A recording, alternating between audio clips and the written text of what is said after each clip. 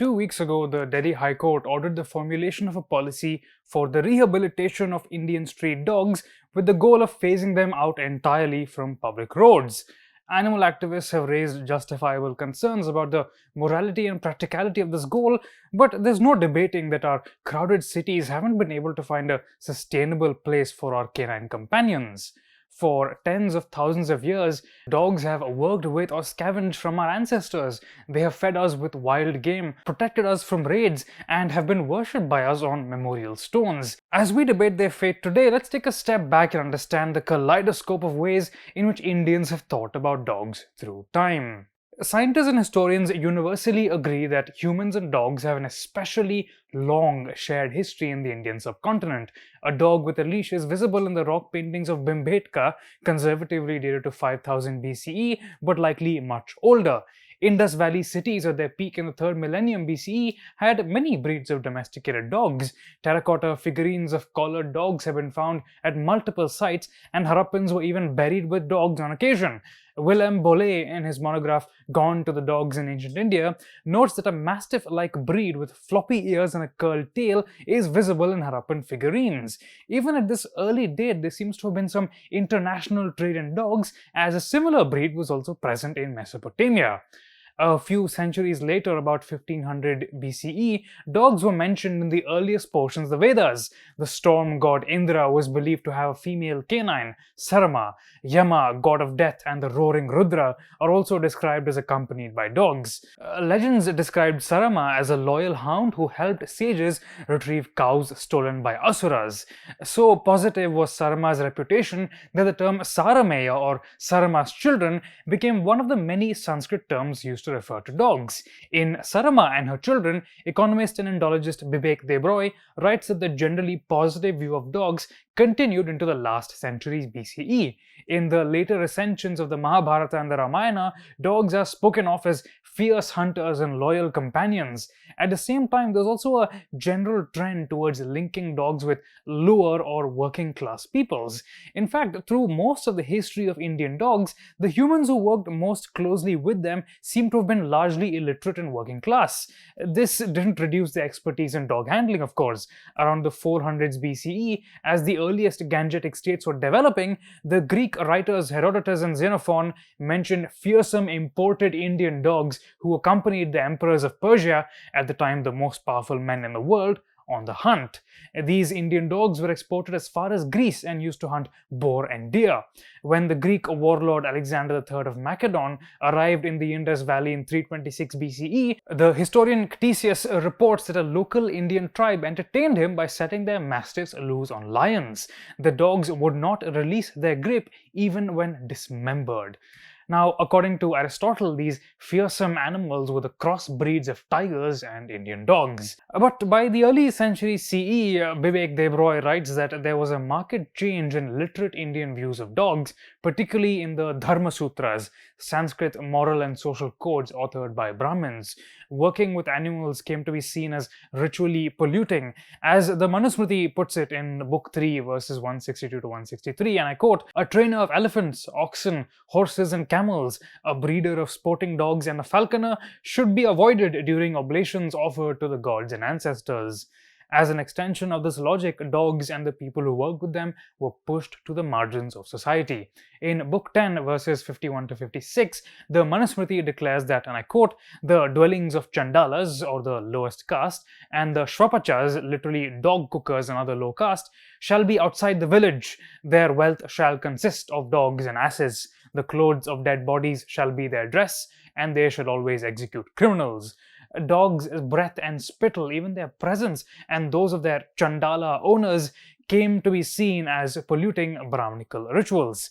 Simultaneously, animals hunted by dogs and Chandalas were considered still suitable to eat in Book 5, verses 130 to 131, and those who killed dogs were to be punished per the Gautama and Bodhayana Dharma Sutras. Now, it's difficult to pinpoint the reason for this mixed but general disdain of dogs in Indian literature. Broader social changes were afoot in the early century CE as Sanskrit became the dominant language of learning and Brahmins transitioned from priestly roles into a broader administrative, intellectual, and ritual class sought after by new states. As the naturalist, critic, and historian S. Theodore Bhaskaran writes in The Book of Indian Dogs, this upper class shunned dogs. At the same time, though, there's plenty of evidence to suggest that the population of Indian dogs only continued to grow with states and cities, and it wasn't just the lower castes that associated with them.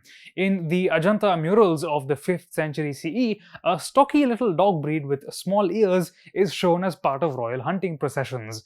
Dogs are also mentioned as eating up offerings placed in town squares in Sanskrit dramas such as the Mrichakatikam. Now, this mixed attitude to dogs, which is to say, this textual disdain from the ritual elite, paired with adoration from those who actually worked with dogs, went on to become the new norm in the medieval period.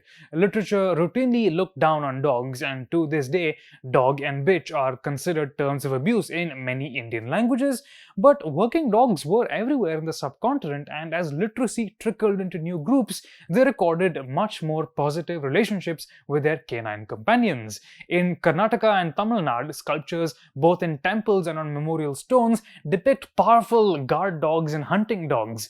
Dogs were gifted by kings to their loyal vassals, such as Kali, a hound who belonged to the Ganga king Bhutraga II and was granted to his knight Manalera for his services in battle.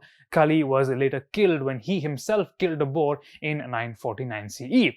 But while Kali and Manalera belonged to the medieval courtly elite, we also know of humbler pairings of master and companion. In Kolar district, a pair of dogs called Dhalaga and Loga killed over 100 boars over the course of their lives before dying in a hunt. They were commemorated by the master, one son of Parasandhi. Archaeologist A.V. Narasimhamurthy recorded other cases of dogs fighting off tigers and cattle raiders in an archived piece in the Star of Mysore. Now, by the 12th century, the Deccan Emperor Someshwara III, in his Manasollasa court manual, wrote with admiration of dog breeds sourced from present-day Punjab, Kashmir, Andhra, and Vidarbha, and described colors ranging from whitish to red and yellow, some striped and some with spots. These dogs could do everything from chasing down hares to tearing apart boars. And about a century later, the Jain writer Hamsadeva, in his Mrigapakshi Shastra, seemed to be taking direct aim at earlier Brahmanical writers when he declared at the end of Book 1, and I quote, "Those who do not protect the animals in the world will never get fame, virtue, and pleasure. Though animals cannot talk as human beings can, they are very useful to people."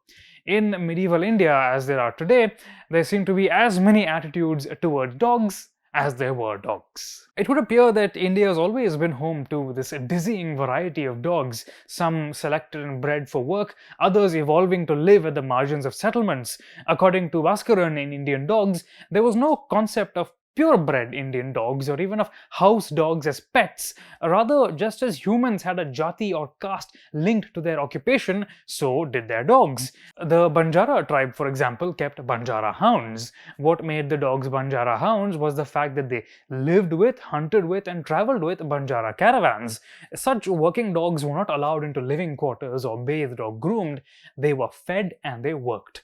Or they scavenged and begged in towns and villages, evolving to fill a specific niche in urban ecology. This was in marked contrast to European attitudes to dogs, which from the 18th century onwards had a deep and often painful impact on our relationship with our canine companions.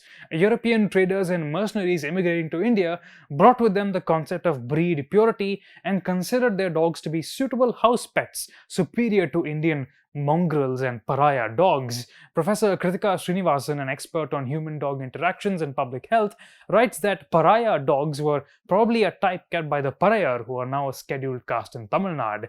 As mongrels, these dogs were sometimes hunted by Europeans for sport. Art historian Dorota Kaminska-Jones, in Multiple Roles of Dogs in India, Culture, Art and the Colonial Context, writes that Indian artists often stereotyped Europeans by showing them accompanied by tiny purebred dogs. Soon, though, European breeds were all the craze, and Maharajas who once took pride in their native hunting dogs were importing foreign dogs ill-suited to the Indian environment. This fad was then picked up by Indian middle classes, who invited European dogs into their homes before our own native breeds. This led to the dying out of many specialized Indian dog breeds who were expelled to the streets and mingled back into the pool of urban free roaming dogs. But there's still hope. Rescued Indian dogs, now called Indies and Desis, are slowly but steadily finding welcoming homes in urban India.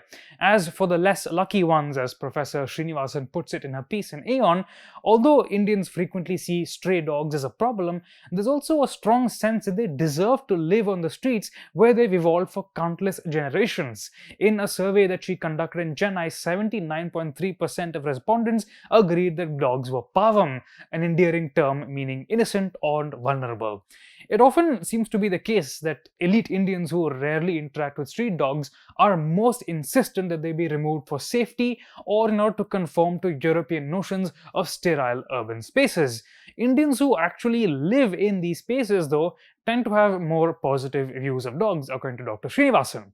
At the same time, we have to admit that rabies, dwindling populations of other Indian wildlife, and occasional conflict with humans are real challenges. Solving them will require serious state capacity, animal welfare laws, and consultations with urban ecologists and public health experts. An interspecies relationship of 10,000 years is not going to be fixed overnight. All I can say in conclusion is that any lasting and humane policy towards India's dogs must take into account our long shared history, replete with warmth and affection, and sometimes with fear and contempt. For thousands of years, dogs have shared our urban and work environments, sometimes independent from us, but very often not. I'm sure this is a controversial opinion, so if you have questions or comments, we'd love to hear them. Follow us everywhere on social media. You can find me on Instagram at Anirudh, and on Twitter at Kanisetti. We'll see you next week.